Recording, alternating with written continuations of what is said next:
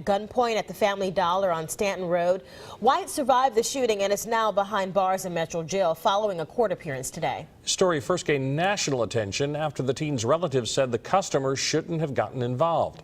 Fox 10 News reporter Andrew Perez was the only reporter at White's preliminary hearing. Andrew is live outside Metro Jail where White is still being held. So Andrew, tell us what happened today.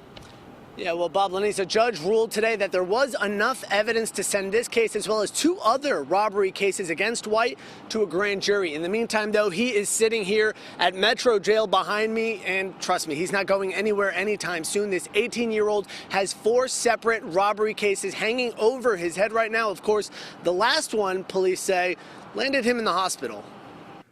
Adric White walked into court still wearing an arm brace, a reminder of the shooting he survived while police say he attempted to rob the Family Dollar on Stanton Road back in November. White's attorney says his client is doing okay. Pretty well, but you don't get the best of medical care in jail, and you don't have roommates that really care too much about your physical condition. In court today, we learned more about the 5 robbery charges hanging over his head. Police testified that White admitted in the hospital to robbing a man of his car keys back in October, a Dollar General robbery shortly after, and then the Family Dollar shortly after that. A customer in that store, though, saw White holding employees at gunpoint. He armed himself and yelled for White to stop.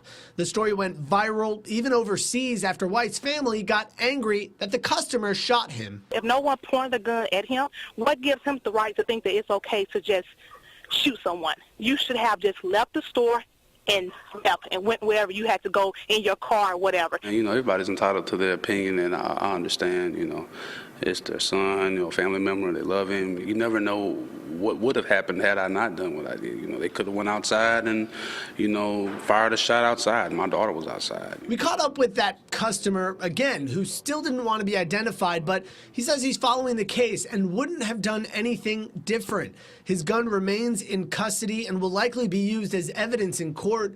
We learned that White was shot 5 times while standing over a manager who was down behind a counter opening a safe. White's attorney says he's not so sure that things should have played out like this. When I look at those videos, we'll have a unbiased report of exactly what happened and how it happened. Of course, nobody wants to shoot anybody, even police officers, but in the event that it is my life or someone else's life or well-being in the way, then, you have to do what you have to do. Yeah, now get this, authorities say while all of this was going on, all these separate robberies allegedly committed by White, he was already out on bond for another robbery at the original Oyster House on the Causeway. So that's something that they're looking at as well. We're going to let you know what happens with that grand jury ruling. Another name that I wanted to point out, though, was Tavares Moss, who has been tied to this allegedly. Police, they're saying that he was involved in a lot of these crimes with White. We're going to let you know he's still in jail. For now, reporting live in Mobile, I'm Andrew Perez, Fox 10 News. Thanks, Andrew.